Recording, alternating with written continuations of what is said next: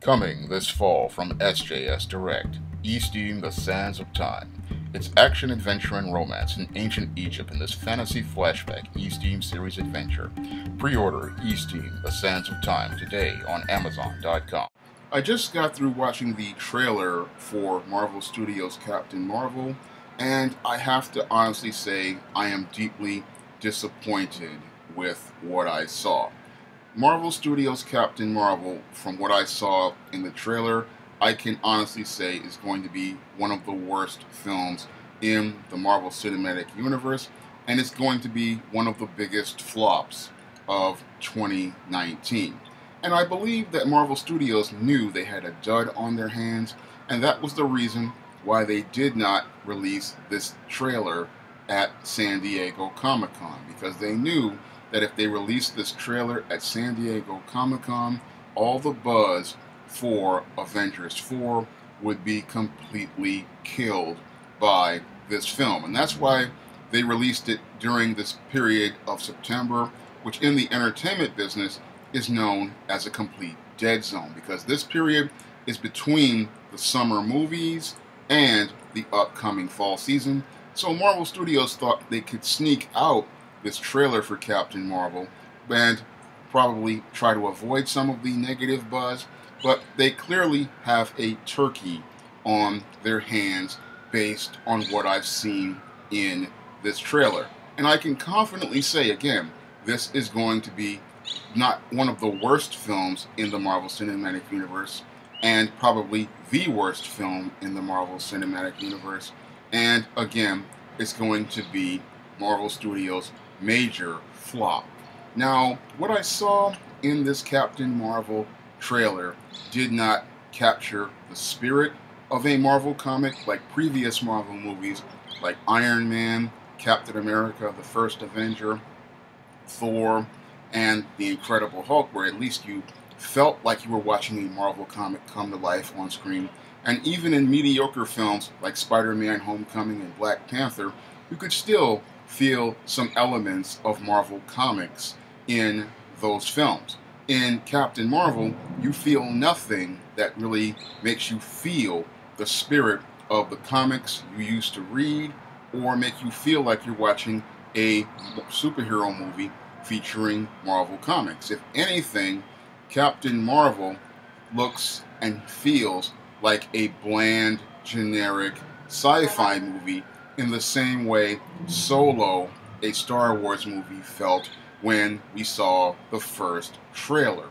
And with this trailer for Captain Marvel, I see many of the same mistakes made with Solo, a Star Wars story, in that the trailer is telling us and not showing us. Yes, we get this opening sequence with Captain Marvel falling out of the sky in this trailer, but that sequence just feels so bland and so generic. It's something that could be in any film, but it does not really showcase us a hero that we could connect with and care about. And the story that's told all throughout the trailer just feels so formulaic. I can tell you what the story is from the trailer, and I've seen it done in a dozen other movies featuring heroines. And this story is like this. Woman falls out of the sky or wakes up in some sort of strange land, and she's trying to figure out who she was from flashbacks of her past. You have somebody like this Nick Fury character trying to help her figure out what her past was as this menace is coming towards us. And towards the climax of the movie, she eventually figures out who she is and then beats the big menace. This story has been done to death a cajillion times, and it's just not up to the standard of something like Marvel Studios used to have. And I say used to have because when I look at the standard for Marvel Studios, it's clear to me that the standard has been declining for some time, and with this Captain Marvel, we may fall to an all-time new low in terms of standards for storytelling. Now, I know Marvel Studios wanted to make a movie with a heroine and a female lead, but Captain Marvel, from what I saw in this film, just isn't a compelling character. And she just feels like a bland, boring person who just cannot get you excited for her adventures. And that's just based on the story alone, because the story just feels, again, so boring. It looks like a mixture of 1984's Starman with a little bit of CW Supergirl Season 3. And mixing those two elements together does not give you something compelling. Now 1984 Starman is a classic film, but this just does not even rank up on that level because it doesn't look like it has any of the depth or layers of Starman, and it feels a lot like a CW episode of Supergirl. And that's really sad in terms of special effects, because this film is supposed to cost $100 million, yet I don't see $100 million on that screen. I see like $3-4 million of a Supergirl episode based on those special effects I saw, and I didn't see anything that was so special about Captain Marvel. In contrast, when I look at Patty Jenkins' Wonder Woman, Patty Jenkins' Wonder Woman looked special. It looked unique. It looked distinct. It really captured the spirit of Paradise Island and Themyscira, and it really brought Diana's story to life. We saw Princess Diana on Paradise Island, and then we saw her going out to fight this war, and it was a visual feast, the first two acts of the movie. The only problem with Wonder Woman was the last 15 minutes of the movie, but Patty Jenkins did a spectacular job with Wonder Woman in the first two acts. I can't say that about Captain Marvel. When I look at Captain Marvel, I don't see anything special. I don't see anything unique. I don't see anything that makes us look at the screen and say, this is going to be something awesome, and this is something I need to set my schedule for in March 2019. I don't see anything in this movie outside of something that's on the level of maybe a Star Trek Enterprise episode, and nothing really special there. I look at this movie, and again, I see the standards declining at Marvel Studios. I see a studio that has gotten too comfortable, because in the early days of Marvel Studios, I doubt a film with this type of generic story and bland visuals would be considered acceptable by a young Kevin Feige. But your Kevin Feige, it looks like he's letting this one get a pass, and he's just doing this movie to just go through the motions of bringing in a woman character, and that really sells heroines short, because I believe that it would have been possible to tell a great story with a heroine lead in the Marvel Cinematic Universe. And this whole Captain Marvel character, this is going to set back any sort of effort to try to bring heroines to the silver screen in lead characters. And if this movie flops, which is what I believe it's going to really be the thing that ends the trend of the heroines on screen, because there's, again, nothing that looks great about this film. This film's visuals are they're just bland, they're uninspired. The story is extremely generic. There is nothing in the trailer that really just grabs you or excites you. It just looks so formulaic, by the numbers, and it's just not something I would spend any money on. This is the type of movie that people would wait to come to Netflix, or they would wait for to come to home video. And if this is supposed to be the penny ultimate movie that leads to Avengers 4, this is the movie that's going to kill its momentum. Because when I look at Captain Marvel, I see, again, with Infinity War, it was really mediocre, and it felt like an episode of Star Trek The Next Generation Part 1. but this feels even worse. This feels like CW Supergirl, and if this is the case, it's looking like Captain Marvel would be The Force Awakens for the MCU, and Avengers 4 is going to line up to be The Last Jedi.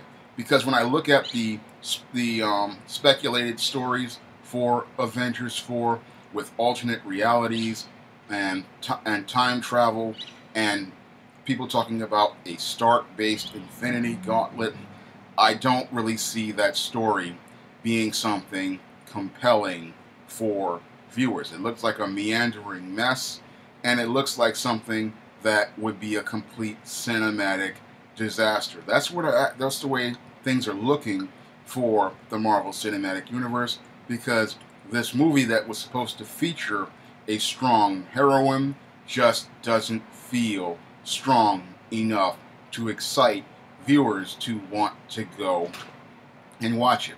Because I look at this movie and I see many of the points that I talk about in my stories about why movies featuring heroines fail, which features the story that really does not give us a heroine we can relate to and identify with.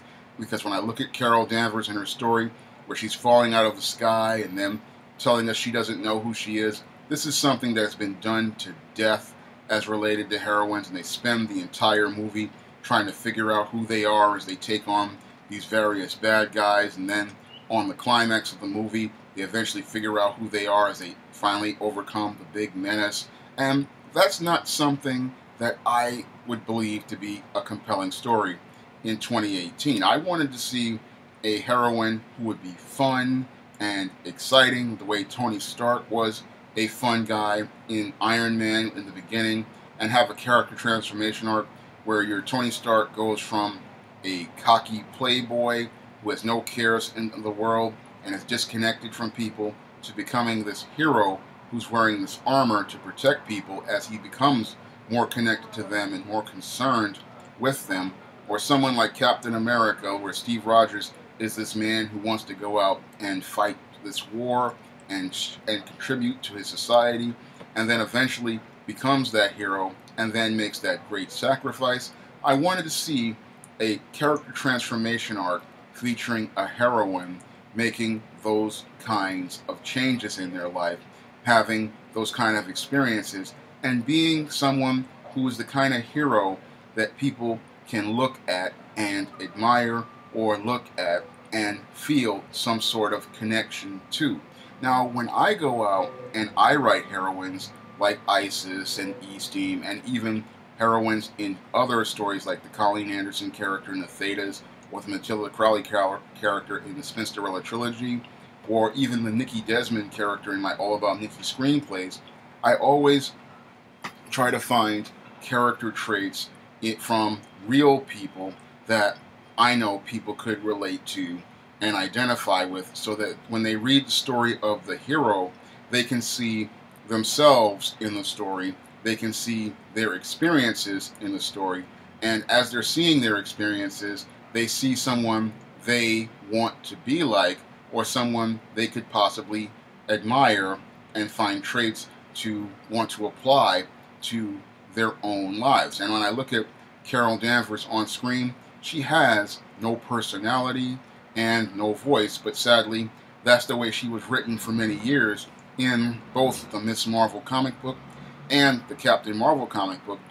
We're told that she's strong, but we never see her do anything that shows us that she has any sort of internal character traits as related to strength of character. Now, when I write heroines, I go out of my way to show you how this character is internally strong, and how this character has these character traits that on the inside are the things that eventually lead to them becoming a strong heroine, and having the intangibles that show us the character and resolve on the inside of who they are. And as we see them grow and change in the story, we identify with the hero, we root for the hero, and we care about the hero. And this is the big problem with your Marvel Studios Captain Marvel, is that after you watch the trailer, you're left completely indifferent. And indifference in the film business, the publishing business, and the entertainment business is the kiss of death. And with this Captain Marvel, it looks like Marvel Studios is about to be delivered the kiss of death, because if you cannot get people excited for your movie with the trailer, these people have no incentive to go out here and spend money on this movie. And I saw nothing in that trailer that would excite a die-hard comic fan like myself, who has been reading comics since the 70s and has read the entire Ms. Marvel run and parts of the Avengers where Ms. Marvel appeared. And I saw nothing that resembled the character in that whole mess of a trailer, because that's all I can call that trailer, is a mess, because this is supposed to be a movie that's supposed to be a blockbuster, and it's supposed to symbolize being a blockbuster by falling in the blockbuster video. But I saw a movie that looks like something that's either going to be playing on Netflix or something you would find in the $1.99 section of the discount DVD bin. As it looks like right now, Marvel Studios' Captain Marvel looks like a complete disaster, and it doesn't look like any sort of film that anyone would really want to spend money on. Marvel Studios wanted to show girl power with this Captain Marvel, but all they showed us is that they're starting to fall off on their game, and with films like Shazam and Aquaman and Wonder Woman 1984 coming out from Warner Brothers, it looks like if Marvel Studios continues on this trajectory, Warner Brothers is eventually going to catch up with Marvel Studios, and they're going to wind up eventually taking the game away from Marvel Studios. Because when I look at Shazam, I see a film I actually want to spend money on. When I look at Aquaman, I see a movie I want to spend money on. And from the pictures I've seen of Wonder Woman 1984, I see a movie, again, that I'm really interested in spending money on. And if this trend with DC continues, I see them starting to gain an audience and take the audience away from Marvel Studios, because it's clear to me that Marvel Studios has taken their audience for granted, and they're not really interested in trying to compete anymore. They believe that they've got the audience, but what I see from Captain Marvel is an opportunity for Warner Brothers to take the game completely away from Marvel Studios and eventually be the new dominant lead as it relates to superhero movies. Captain Marvel is a certified disaster based on that trailer, and when I look at that trailer, I see nothing that resembles anything I ever saw in any Marvel comic I read growing up, and I saw many of the bland things I saw in some of the worst sci-fi growing up. And I look at this film, this trailer, and it's just a complete and utter disappointment all around. If you'd like to help me make more videos like this, you can donate to my Patreon by clicking the link in the description box. And if you want to try some of my SJS Direct titles featuring heroines like the ISIS series, the Eastteam series, the Spinsterella trilogy, and the Thetas and All About Nikki, you may do so by clicking the link to Amazon.com in the description box. That's all I have to say for this video. You can comment, rate, and subscribe.